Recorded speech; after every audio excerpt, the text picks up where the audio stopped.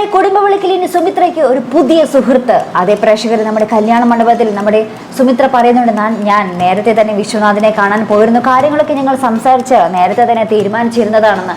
അപ്പം ഇന്നത്തെ എപ്പിസോഡിൽ അവരുടെ ആ ഒരു സംസാരമൊക്കെ കാണിക്കുന്നുണ്ട് കേട്ടോ. നമ്മുടെ സുമിത്ര ചെന്ന് തന്റെ ജീവിതത്തിലുണ്ടായ എല്ലാ അനുഭവങ്ങളും നമ്മുടെ സുമിത്ര തുറന്നു പറയുന്നുണ്ട്. അപ്പം നമ്മുടെ വിശ്വനാഥിന് ആകെ കണ്ണു നിറയുക കേട്ടോ.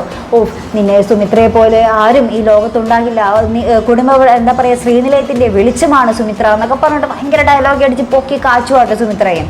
അപ്പോൾ നമ്മുടെ സുമിത്ര പറയുന്നുണ്ട്, എനിക്കൊരിക്കലും രോഹിത്തിനെ മറന്ന് ഒരു വിവാഹം ഉണ്ടാകില്ല, രോഹിത്തിന്റെ വിധവ എന്നറിയപ്പെടാനാണ് ഞാൻ എപ്പോഴും ആഗ്രഹിക്കുന്നത് എന്നൊക്കെ പറഞ്ഞ് നമ്മുടെ എന്താ പറയുക വിശ്വനാഥിൻ്റെ അടുത്ത് പറയുന്നുണ്ട്. അപ്പോൾ വിശ്വനാഥൻ പറയുന്നുണ്ട്, എന്നെ മകളുടെ നിർബന്ധത്താലാണ് ഞാനും ഇതിനെ വഴങ്ങിയത്. എനിക്ക് തോന്നുന്നുണ്ട് സുമിത്രയ്ക്ക് ഒരു ഭർത്താവിനെ ആവശ്യമില്ല, പകരം സുമിത്രയ്ക്ക് ഒരു നല്ല സുഹൃത്ത്, ഒരു ബെസ്റ്റ് ഫ്രണ്ട്, അതാണ് സുമിത്രയ്ക്ക് ആവശ്യം, അതാകാൻ എന്നെ കൊണ്ട് സാധിക്കും എന്ന് നമ്മുടെ വിശ്വനാഥ് ഇങ്ങനെ പറയുന്നുണ്ട് കേട്ടോ. അപ്പോൾ നമ്മുടെ സുമിത്ര പറയുന്നുണ്ട്, എൻ്റെ കാര്യത്തിൽ അങ്ങനെ തന്നെയാണ്, എൻ്റെ മക്കൾ ഞാൻ ഒറ്റപ്പെട്ടു പോകുമല്ലോ എന്നുള്ളൊരു തോന്നൽ മാത്രമാണ് ഈ ഒരു വിവാഹത്തിലൂടെ മുന്നോട്ട് പോകുന്നത്. എനിക്കും ഒരു സുഹൃത്തിനെയാണ് ആവശ്യം, എല്ലാം തുറന്ന് പറയാനുള്ള ആ ഒരു ഒറ്റപ്പെടലിൽ തൻ്റെ വേദനകളൊക്കെ മനസ്സ് തുറന്ന് പറയാനുള്ള ഒരു സുഹൃത്ത്. അപ്പം നമ്മുടെ വിശ്വനാഥ് പറയുന്നുണ്ട്, എനിക്ക് എന്തായാലും അതാകാൻ പറ്റും സുമിത്ര എന്നൊക്കെ പറഞ്ഞ് കൈ കൊടുത്ത് ക്ഷയിക്കാനൊക്കെ കൊടുത്ത് ഇവർ തമ്മിൽ ആ ഒരു സുഹൃത്ത് ബന്ധം ഇങ്ങനെ ഉറപ്പിക്കുന്നുണ്ട് കേട്ടോ.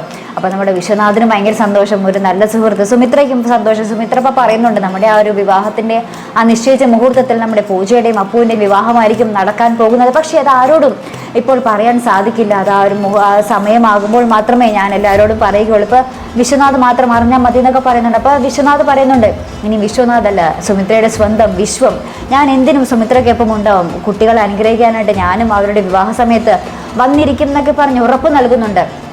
അപ്പം എന്തായാലും സുമിത്രയ്ക്ക് ഒരു പുതിയ കൂട്ട് കിട്ടിയിരിക്കുന്നു അല്ലേ സുഹൃത്തുക്കളെ, വളരെ സന്തോഷം. സുമിത്ര ഇനി ഒറ്റയ്ക്കല്ലല്ലോ. അപ്പം എന്തായാലും നമുക്ക് കാത്തിരുന്ന് കാണാം ബാക്കി കഥ എങ്ങനെയൊക്കെയാണ് തീരുമെന്ന് അറിയാനായിട്ട്. അപ്പോൾ ഇതുപോലുള്ള പ്രൊമോ റിവ്യൂസിനും എപ്പിസോഡ് റിവ്യൂസിനും ഒക്കെ നിങ്ങൾ മറക്കാതെ ചാനൽ സബ്സ്ക്രൈബ് ചെയ്യുക. അടുത്തൊരു വീഡിയോയുമായി വരുന്നത് വരയ്ക്കും ഗുഡ് ബൈ.